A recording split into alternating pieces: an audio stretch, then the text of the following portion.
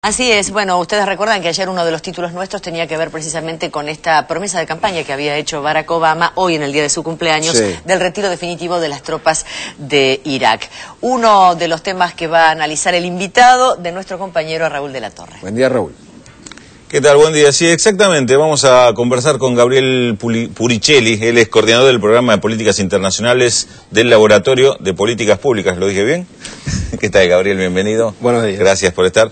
Y bueno, y efectivamente, hay varios temas que me gustaría que conversemos sobre este anuncio del retiro de las tropas estadounidenses de Irak. Primero, sobre la situación en Irak. ¿Esto responde a un determinado momento de la crisis de Irak?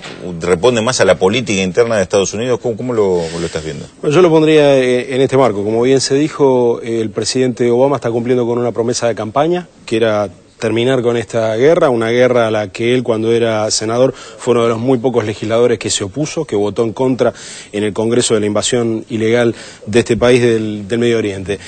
Por otro lado, el presidente Obama, cuando llegó, planteó que no solo iba a cumplir esa promesa de campaña, sino que además iba a reorientar el esfuerzo bélico de los Estados Unidos, es decir, que no por terminar una guerra iba a dejar de tener una actividad militar importante en el Medio Oriente, y esta reorientación del esfuerzo bélico de los Estados Unidos se iba a concentrar en Afganistán y Pakistán. Estados Unidos ya estaba en Afganistán.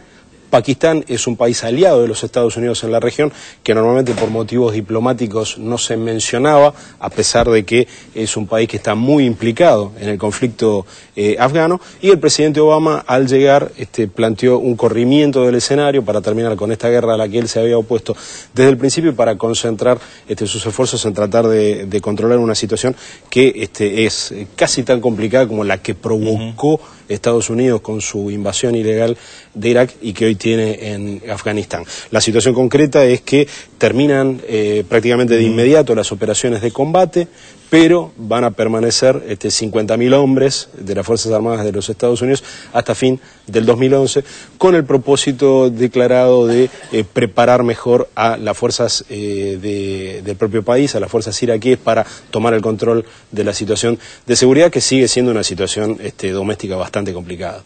Bastante complicada por los enfrentamientos internos que hay. Efectivamente. Chiitas, sunitas, de un lado o del otro. Y esto de alguna forma ha cambiado el panorama como para explicar de alguna forma la actitud de Estados Unidos. Bueno, hubo un mejoramiento relativo de la situación de seguridad prácticamente a lo largo de todo 2009. Pero durante 2010, que es cuando se empezaron a poner en práctica efectivamente estos planes para lograr el retiro definitivo de las tropas, la situación ha empeorado de alguna manera. El marco en el que esto se da lo venimos viendo desde 2003. Irak es un país, como tantos, prácticamente inventado después del proceso de descolonización, una situación de un país artificial, creado por los británicos, que tenían el control colonial de esa región, y donde conviven kurdos al norte y chiitas y sunitas en diversas proporciones en el resto del país, es decir, en el centro y en el sur. Los chiitas son mayoritarios dentro de la población que mayoritariamente profesa la religión musulmana. Este fue un país que se mantuvo unido y con relativo poco conflicto étnico bajo una sucesión de gobiernos autoritarios particularmente brutales. Es decir, todo lo que era el potencial que había para el conflicto interdenominacional, interreligioso, estuvo reprimido por un régimen brutal que existió hasta el 2003. Con la invasión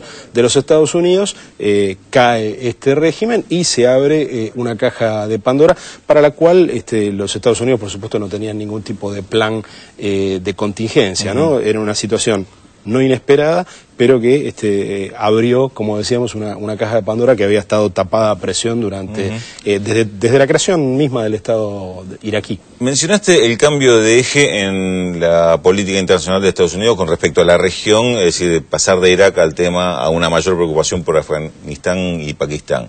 Estamos justamente en los umbrales de lo que ha sido, o mejor dicho, en el momento posterior a lo que ha sido el conocimiento de denuncias con respecto a irregularidades cometidas por el ejército estadounidense, las denuncias en Wikileaks y toda una serie de elementos que han aparecido en el escenario en los últimos días, de los cuales nos hemos estado ocupando en las distintas ediciones, y en particular en Visión 7 Internacional el último sábado.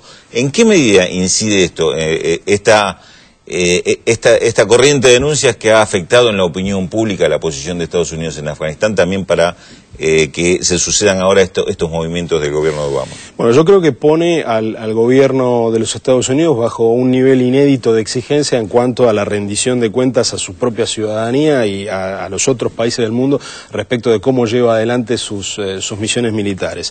Me parece que la gente de Wikileaks, no sabemos cuánto tiempo hace que tenía estos documentos, pero estuvo trabajando con el New York Times, con Der Spiegel en Alemania y con el Guardian de Londres por algunas semanas, es decir, que era un material que ellos ya tenían y que probablemente haya buscado Wikileaks hacer coincidir la publicidad de estos materiales con el cronograma que ya estaba establecido para la salida de los Estados Unidos, de modo tal de aprovechar un momento donde la cuestión de la guerra iba a estar obviamente en el tapete de la opinión pública para informar mejor a esa opinión pública y darle más elementos para que ejerza el tipo de presión que, cuando fue el caso de los papeles del Pentágono, allá en los 70, la publicidad de estos documentos secretos en aquel momento permitió que la opinión pública ejerciera un mayor nivel de presión sobre el gobierno de Nixon en aquel momento para que Estados Unidos finalmente firmara la paz en Vietnam.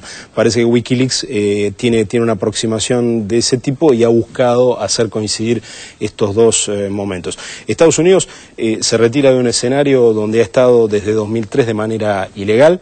Es una invasión condenada claramente por el derecho internacional y pasa a concentrarse en una intervención militar que tiene la bendición del Consejo de Seguridad de Naciones Unidas, como es la de Afganistán. Claro. Estados Unidos en Afganistán no está solo, está con la OTAN y con un mandato del Consejo de Seguridad.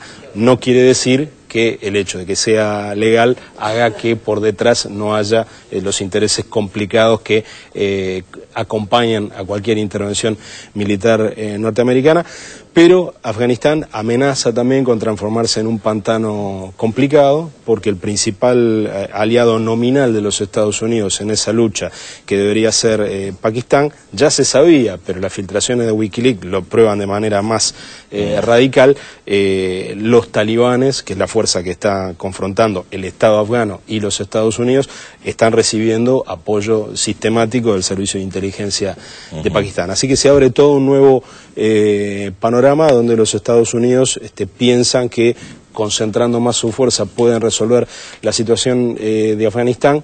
No parecen ser los hechos militares que se reportan desde el campo los que vayan a ir en esa dirección, ¿no? Bueno, y sí, te seguiremos consultando seguramente para entender todos estos fenómenos que se dan en el mundo. Gabriel Buricelli, muchísimas gracias por la visita. Gracias a usted por la invitación.